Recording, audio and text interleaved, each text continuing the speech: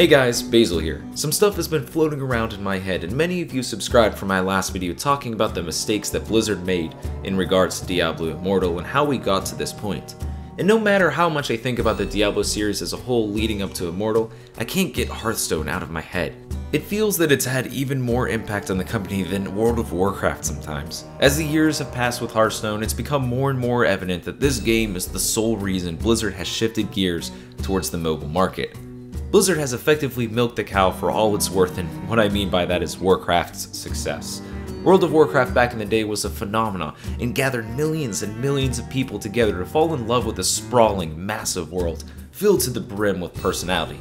And it's no secret that World of Warcraft has finally died down quite a bit since then, but that didn't mean that the love for the game has vanished. When Hearthstone was released in 2014, it was obvious that people were hungry for a new way to interact with many of the beloved Warcraft characters, and this seemed to be the right move.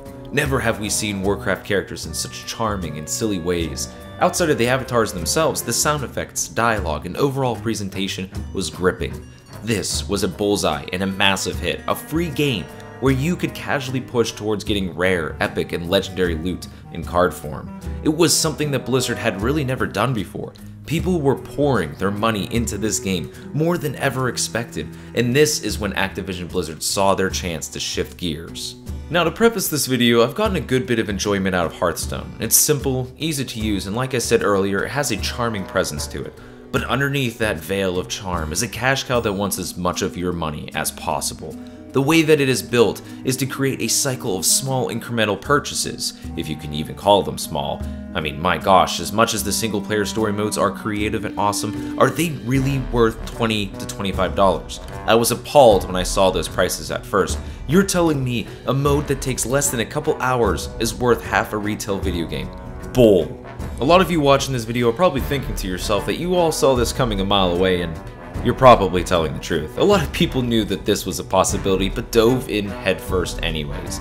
Again, I think it had more to do with the lack of meaningful and high-quality World of Warcraft content, considering that Warlords of Draenor was considered a failure at the time. The problem isn't as much as that this game is free and that it has pay-to-win mechanics, but rather the formulaic approach that it has to getting money out of your pocket.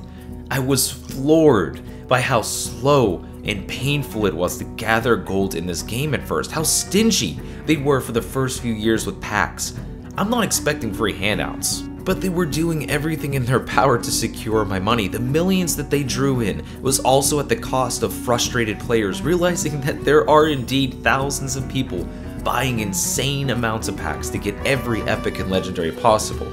It's one of those types of games where the people who have every legendary truly did pay to win, and it's not like full legendary decks are the way to go anyways. It's just that they have full access to all cards just because they spent hundreds and thousands of dollars to get to that point, which really puts a sour taste in some people's mouths.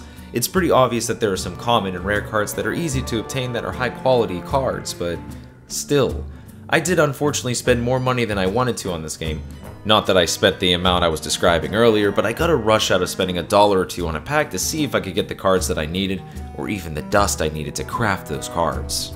Most people who only spend a few dollars here and there on Hearthstone tended to only have 1 or 2 major decks to compete with in ranked, obviously leading to some frustrating moments where the meta of the game just completely screwed you over. And honestly, why is any of this even important? Because I obviously titled my video to suggest that it's Hearthstone that created Diablo Immortal.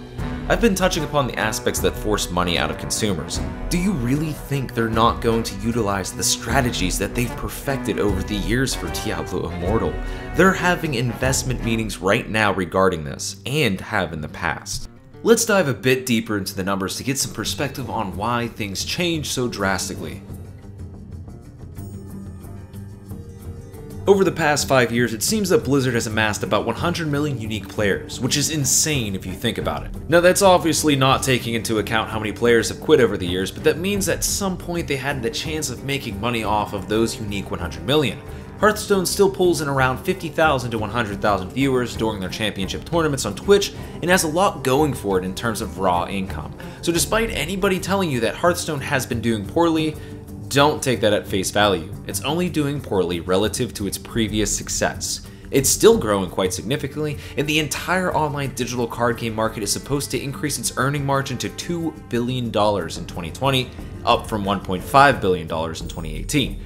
That is insane. In some of the top years of World of Warcraft, they were cracking $1.7 billion of income. Think about the level of difficulty to produce a game like World of Warcraft versus Hearthstone.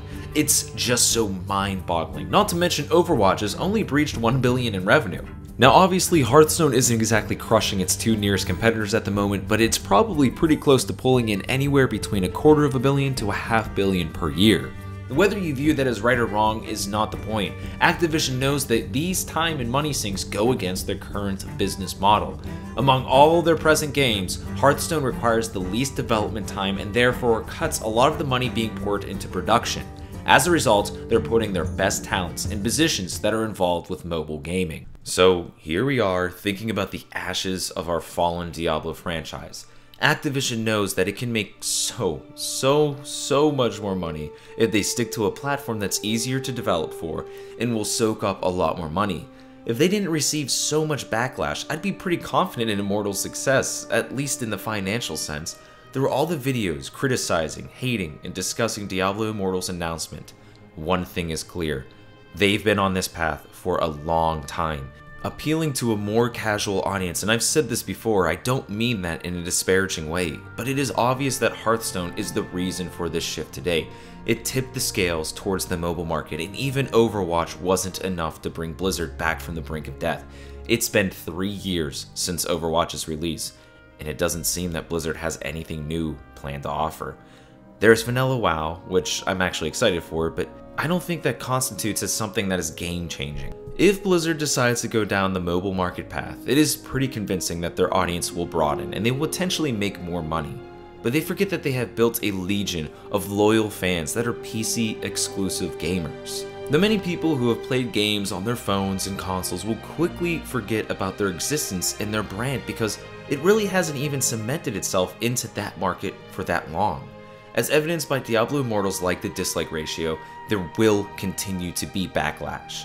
I'm not convinced that we hold that much sway over Activision Blizzard's success, but I do believe we can make a statement to them as well as other developers. Stop letting your investors control your decisions and have some pride as a company, or at least acknowledge the company's past history of successful games and why we love them. Hearthstone was a game that rode off the success and love for the Warcraft series and capitalized on a market of mobile games that had a disgusting lack of actual meaningful content. And while I can respect attempts to take a dip into that type of market, I cannot respect a company that is willingly abandoning and shunning a fanbase that they've built over the past 2 decades. It's a shame that one game's success has to determine the future of the rest of their company.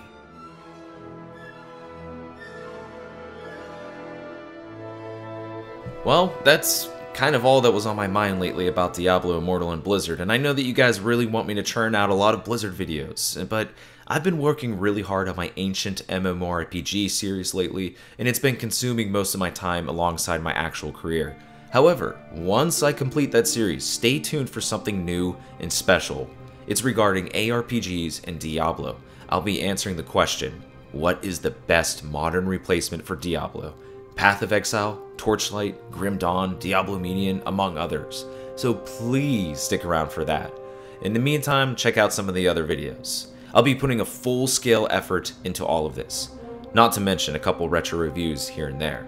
Hey, I'm Basil, checking out. The Super Retro Bros have a lot more content coming your way, so until next time, thanks for watching.